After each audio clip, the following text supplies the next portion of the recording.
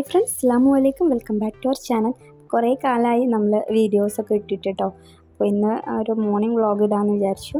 വീട്ടിൽ പെട്ടെന്ന് വിളിച്ച് പറഞ്ഞ അതിഥികൾ വരുന്നുണ്ട്. അപ്പോൾ അവർക്കുള്ള ഫുഡും കാര്യങ്ങളൊക്കെ ഉണ്ടാക്കുകയാണ്. അപ്പോൾ ആ ഒരു വ്ളോഗൊക്കെ ആയിട്ട് നിങ്ങൾ കാണിച്ചു തരാമെന്ന് വെച്ചാൽ മാക്സിമം ഒന്ന് സ്കിപ്പ് ചെയ്യാതെ വീഡിയോ എല്ലാവരും കാണണേ. രാവിലെയാണ് അവർ വിളിച്ച് പറഞ്ഞത്. അപ്പോൾ തന്നെ നമ്മൾ പെട്ടെന്ന് ബീഫ് ഫ്രൈയും നമ്മൾ സ്പെഷ്യൽ കണ്ണച്ചപ്പത്തിരി ഉണ്ടാക്കാമെന്ന് വിചാരിച്ചത്. അപ്പോൾ പെട്ടെന്ന് തന്നെ ബീഫ് ഇത്തിരി മഞ്ഞൾപ്പൊടിയും ഉപ്പൊക്കെ ഇട്ടിട്ട് വേവിക്കാൻ വെക്കുകയാണ്. അതുപോലെ തന്നെ കണ്ണച്ചപ്പത്തിരിക്ക് ആവശ്യമായിട്ടുള്ള പൊടിയും അതുപോലെ കുറച്ച് നേരം റെസ്റ്റ് ചെയ്യാൻ വേണ്ടി കൊഴിച്ച് വെച്ചാണ്.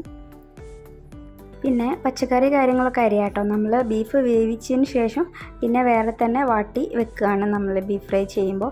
അപ്പോൾ അതുപോലെ തക്കാളിയും ഒക്കെ ഓരോന്നോരോന്നായി നമ്മൾ അരിഞ്ഞ് വെക്കുകയാണ്. അപ്പോൾ ഇതൊന്ന് കഴിഞ്ഞതിന് ശേഷം പെട്ടെന്നുള്ള പാത്രങ്ങളും കാര്യങ്ങളൊക്കെ പെട്ടെന്ന് തന്നെ കഴുകുകയാണ്. കാരണം പിന്നെ അത് ഓവറായി കഴിഞ്ഞാൽ പിന്നെ നമുക്ക് പാത്രം കഴുകാനൊക്കെ ഒരു ബുദ്ധിമുട്ടാവും. അപ്പോൾ അത് കഴിഞ്ഞപ്പോൾ ഓരോരോ പാത്രങ്ങൾ അങ്ങനെ കഴുകി വെക്കുകയാണ്. അതിനുശേഷം പിന്നെ നമ്മൾ റെസ്റ്റ് ചെയ്യാൻ വെച്ച നമ്മളെ പത്തിരീൻ്റെ പൊടി ബോളാക്കിയിട്ട് ഇതുപോലെ ഫുള്ളായിട്ട് ബോളാക്കി വെച്ചിട്ട് കുറച്ച് വലിയ ബോളാക്കണം. എന്നാലേ നമ്മൾ വിചാരിച്ച രീതിയിൽ നമ്മളെ കണ്ണച്ചത്തിരി പരത്താൻ കഴിയുള്ളൂ. കൗണ്ടർ ടോപ്പിൽ വെച്ചിട്ട് തന്നെയാണ് നമ്മൾ പൊതുവെ പത്തിരി പരത്തട്ടോ. അത് നന്നായി അവിടെ ഒന്ന് തുടച്ചെടുത്തിട്ട് പൊടി ഇട്ടതിന് ശേഷം ഇതുപോലെ പരത്തിയെടുക്കുകയാണ്. നമ്മൾ പത്തിരിൻ്റെ സ്റ്റൈൽ ഞാൻ കാണിച്ചു തരാം കേട്ടോ. ഇത് പല നാട്ടിലും അല്ലെങ്കിൽ പല സ്ഥലങ്ങളിലൊക്കെ ഇതിൻ്റെ സ്റ്റൈല് വേറെ വേറെ ഒരു രീതിയിലാണ് ചപ്പാത്തിയുടെ മോഡൽ ഉണ്ടാവുക. ഞാനതൊന്ന് കാണിച്ചു തരാൻ വേണ്ടിയിട്ടാണ് ഇതിൻ്റെ വീഡിയോ ഫുള്ള് ഞാൻ എടുത്തത് കേട്ടോ. നിങ്ങളൊന്ന് കമൻറ്റ് ചെയ്യണം, നിങ്ങളുടെ നാട്ടിലൊക്കെ എങ്ങനെയാണ് ഇതിൻ്റെ സ്റ്റൈലെന്ന്, ഇതുപോലെ തന്നെ ആണോ എന്ന്. അപ്പോൾ ഇതാ ഇങ്ങനെയാണ് ഇവിടുത്തെ സ്റ്റൈൽ കേട്ടോ. അപ്പോൾ അതിൻ്റെ കൂടെ തന്നെ നമ്മൾ ബീഫ് ഫ്രൈൻ്റെ ഇത് അടുപ്പിൽ വെച്ചിന്. അപ്പോൾ അതൊന്ന് വയറ്റി കൊടുക്കുകയാണ്. അങ്ങനെ ഓരോരോ നമ്മളെ കണ്ണച്ചപ്പത്തിരി പരത്തി ഇങ്ങനെ ഓരോരോ ഭാഗത്ത് വെക്കുകയാണ്.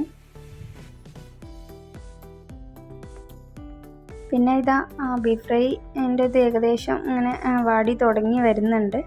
അപ്പോൾ അതിനുശേഷം നമ്മൾ വേവിക്കാൻ വെച്ച നമ്മളെ ബീഫ് അതിനപ്പോൾ അതിൻ്റെ ഫ്ലെയിമൊക്കെ ഓഫ് ചെയ്ത് അതൊന്ന് ചൂടാറിയതിന് ശേഷം ഇതിലേക്ക് ഇട്ട് കൊടുക്കുകയാണ്.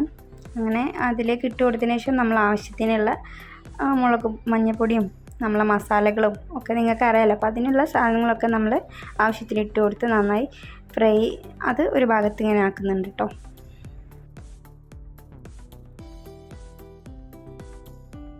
അങ്ങനെ ഫ്രൈയും നമ്മൾ ഏകദേശം ആക്കി കഴിഞ്ഞ് അതുപോലെ തന്നെ നമ്മളെ കണ്ണച്ചപ്പത്തിരിയും ആക്കി ഒക്കെ പരത്തി വെച്ചാണ് കേട്ടോ. ഇനി ഇത് പരത്തി വെച്ച ഇത് ഒന്നും കൂടി പരത്തി എടുക്കാനുണ്ട്. അപ്പോൾ അതും നമ്മൾ ഓരോന്ന് കഴിക്കുകയാണ്. അങ്ങനെ രാവിലത്തെ പണി ഏകദേശം കഴിഞ്ഞു കേട്ടോ. ഇനി ഇതൊന്ന് ചുട്ടെടുക്കണം, അതാണ് മെയിൻ പണി. അങ്ങനെ ഓരോന്നോരോന്നായി അങ്ങനെ ഓയിൽ ഒഴിച്ചിട്ട് ഇങ്ങനെ പൊള്ളിച്ചെടുക്കണം, എന്നാലേ കണ്ണച്ചപ്പത്തിരിൻ്റെ ആ ടേസ്റ്റ് കിട്ടുള്ളൂ. പിന്നെ പത്തിരിൻ്റെ പണിയും കഴിഞ്ഞു കേട്ടോ. അങ്ങനെ നല്ലൊരു വലിയ മീൻ കിട്ടിയപ്പോൾ അതൊന്ന് പൊരിച്ചെടുക്കാൻ വേണ്ടിയിട്ട് അതും കഴിഞ്ഞു.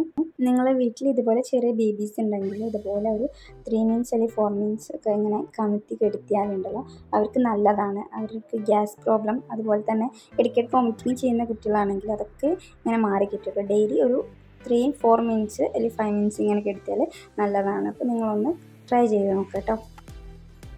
അങ്ങനെ ഇപ്പോൾ തന്നെ ഫ്രണ്ട്സുകൾ 2 ആൾക്കാരെ എത്തിയാണ് കേട്ടോ. അപ്പോൾ 2 ആളാണ് വന്നത്. ഒരാൾ പെട്ടെന്ന് വീട്ടിലേക്ക് കയറി, ഒരാളിങ്ങനെ എന്താ സാധനങ്ങളൊക്കെ എടുക്കുകയാണ്. അങ്ങനെ അവരെത്തിയപ്പോൾ നമ്മൾ പെട്ടെന്ന് തന്നെ ഫുഡും കാര്യങ്ങളൊക്കെ നമ്മൾ എടുത്ത് വെക്കാം കേട്ടോ. അപ്പോൾ നമ്മൾ പാർസലായിട്ട് കുറച്ച് വെള്ളയപ്പം ചപ്പാത്തിയും വാങ്ങിനും.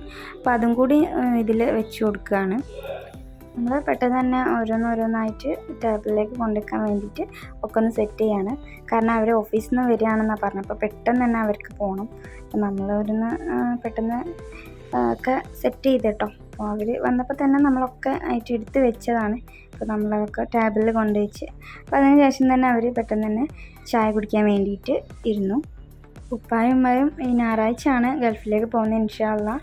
അപ്പോൾ അതിന് മുന്നേ ഉള്ള ഫാമിലിക്ക് ഇനി ട്രീറ്റും കാര്യങ്ങളൊക്കെ കൊടുക്കണം. അപ്പോൾ ഇൻഷാ അള്ളാ അടുത്ത വീഡിയോ എല്ലാവരും മാക്സിമം ഒന്ന് സപ്പോർട്ട് ചെയ്യണം.